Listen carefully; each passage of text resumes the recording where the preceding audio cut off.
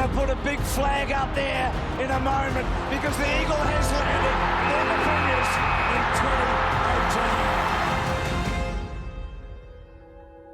2018. They lost round one against the Swans at Optus Stadium. Since then, they have strung together 6 straight wins.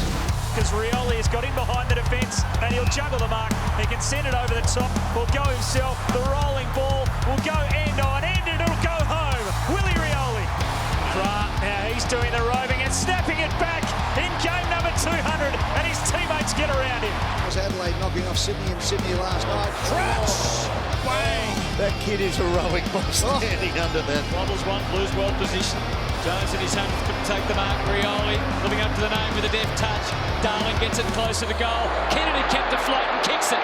That's what he does so well. First ever derby played in this arena, and with this crowd, 60,000 here, it's been awesome, the build-up. But everything Fremantle does now is under pressure. Good attack from Shuey. He might go for home. Sized it up from outside 50. Spectacular. Siren sounds. Walking to a whole new world. It's footy in WA at Optus Stadium.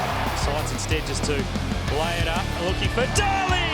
What a huge leap and grab in the middle of the pack by Jack Darling. Petroncelli just gets a couple of metres clear, working the angles in the pocket. He arcs around and snaps it back. Brilliant stuff. The West Coast were challenged big time, and they've now won 6 in a row with a 42-point victory today. Where do you see the team sitting at the moment? Well, our toughest test is next week against the Giants. I'm not sure how many times they've lost 2 in a row, the Giants, especially at home. So my mind's ticking over to that. When you're playing the Giants away, I think we had a really good game there a couple of years ago where Nick kicked the goal right on the siren. A goal and they win it. That's where you want it. Nui, he gets the kick. Oh, yes! Oh, my goodness! Is this one to remember? They will never, ever forget this win. It's been a very difficult place to win at, and to not have Vardy, you know, we hadn't had him all year. Venables with his ankle, Liam's ankle was still giving us grief. Gov had a calf.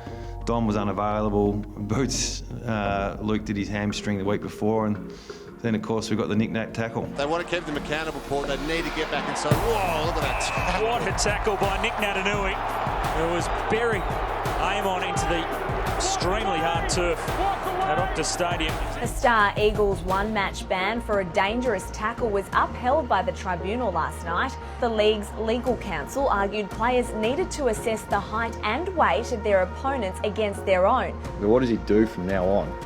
Because there's not enough time to actually make all those decisions. And anyone who suggested that's the way he's got to handle it is wrong.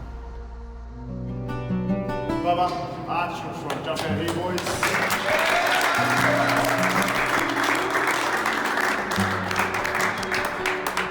So Hugh Jotter, I like doing these because I've been in both positions, played the first game for a first club and first game for a second club. And the first game for the first club, I had 1 kick, 4 handballs, stuffed out of the office.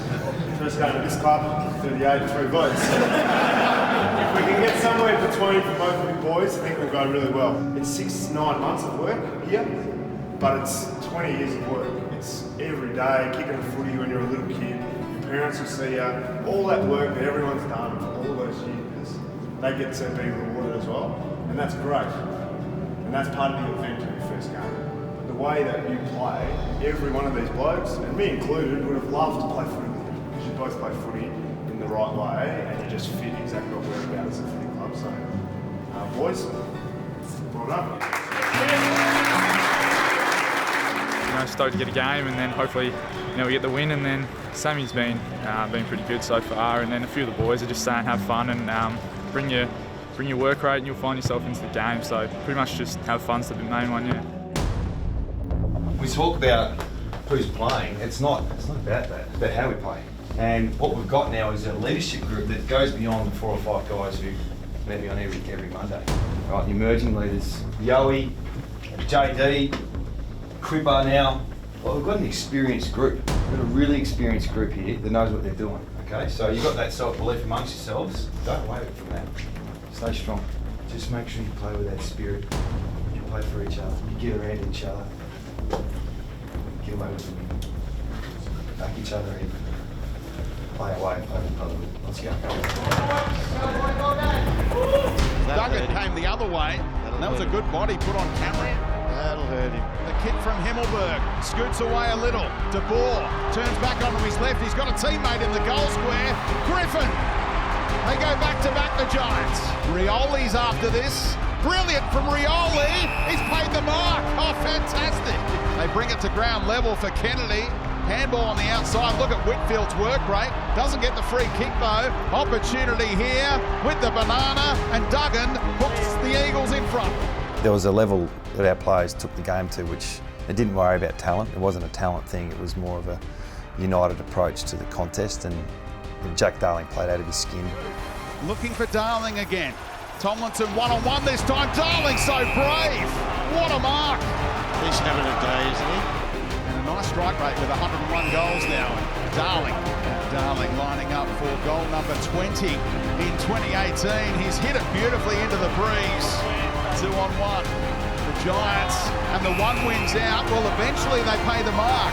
Much better strike rate from this part of the ground historically for Darling. He's hit it perfectly again. In 18, we've played less mids and more forwards. And you know, looking at the talent of our list, we thought, geez, let's get these young kids going in the front half.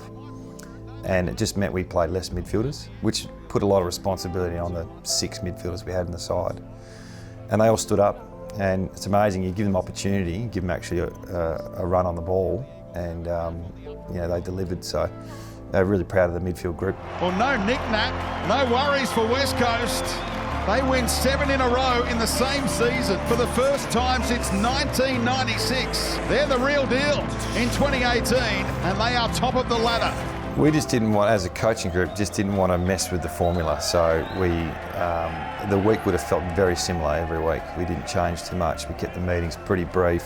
We allowed the boys to celebrate when they could. Trying to make it the footy club feel is very important because we're such a big organisation, but we are a footy club. So yeah, the maintaining the spirit, rewarding and celebrating good efforts, and keeping them honest. That was pretty much what we did. So we didn't mess with anything in the coming weeks.